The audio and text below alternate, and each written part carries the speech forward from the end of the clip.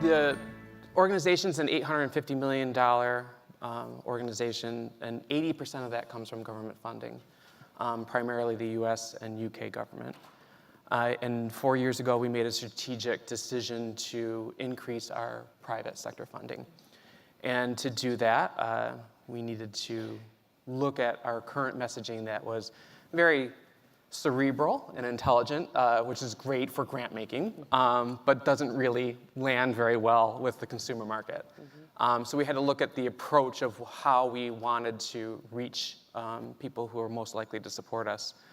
And what happened and what we're looking at is what are the avenues in which we can do that.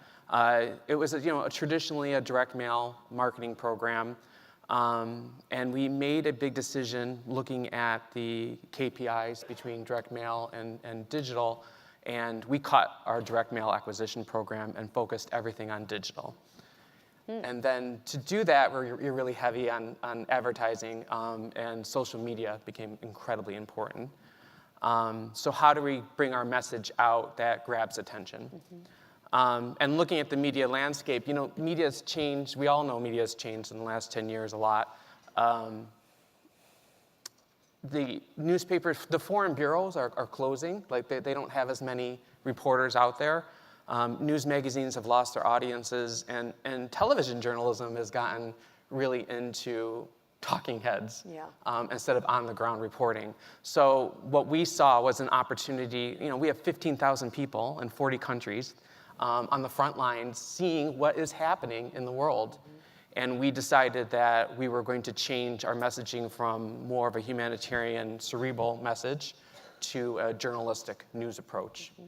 And we changed our entire creative service team into an internal news organization. Right, and skill set wise, I'm sure it meant different skill sets. So it changed the way we look at photos, our photo library, the way we build videos, and the way that we write. So we had to reassess that within the organization, which was hard. I think one of the things that is important to think about as we all are shifting, more toward the digital space is that digital is not a channel. Digital is many channels, and there are new ones popping up every day, that we don't know about, that we're dabbling in, that we're like, is that a thing? Should we pay attention to that? Can we just let that one go by and just wait and wait it out?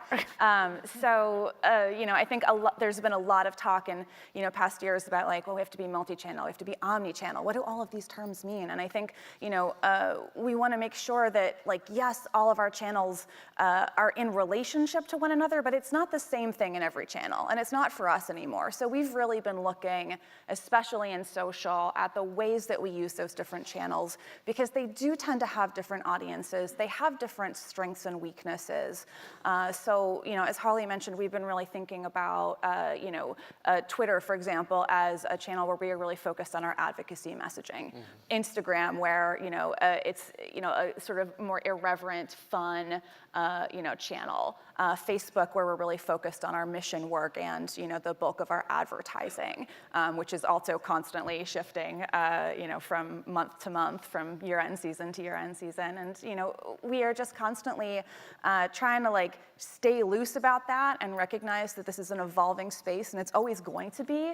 So we're making decisions now that we wouldn't have made a year ago. And who knows what next year will look like? Who knows what channel we'll be talking on and what the kids will be into.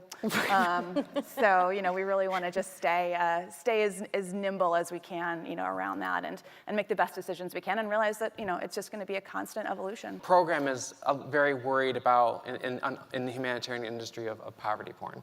They don't want to put poverty out there for poverty's sake, and neither do we in marketing. But I'm also not here to sanitize a famine. I'm not here to sanitize what the second largest Ebola outbreak looked like.